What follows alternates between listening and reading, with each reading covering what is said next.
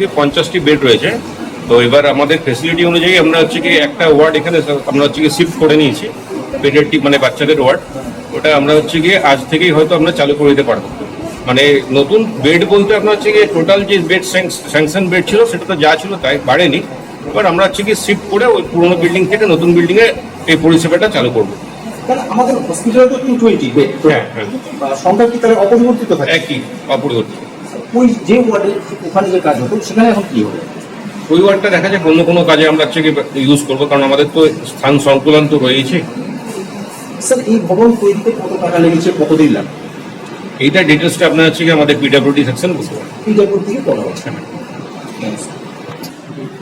প্রচুর সুবিধা হবে এই কারণে, কারণ আমাদের বীরপাড়া যে স্টেট জেনারেল হসপিটালটা এটা সম্পূর্ণভাবে আমাদের এই সারাউন্ডিং এলাকাতে প্রায় 14খানা উপরে যে চা বাগান আছে, এবং শুধু তাই নয়, পাশাপাশি জটেশ্বর, মাদারিহাট, গয়কাটারও পাশাপাশি আমাদের ভুটান আছে, সেখান থেকেও প্রচুর পেশেন্ট এখানটায় আসে এবং এই হসপিটালের উপরে একটা প্রচুর চাপ আছে। তো সেই ক্ষেত্রে যেমনটি সুপার সাহেব বললেন যে ওইখান থেকে আমরা কি করবো, বেডের সংখ্যা তো অপরিবর্তিতই থাকছে, কিন্তু একটা জিনিস হবে, কিছুটা ওখান থেকে শিফট করে দিয়ে ওই জায়গাটা আমরা হসপিটালের ক্ষেত্রে আরো অন্যান্য কাজেও লাগাতে পারবো। এটা হবে এবং সুবিধা তো অবশ্যই হবে, এই বিষয়ে নতুন করে বলার কিছু।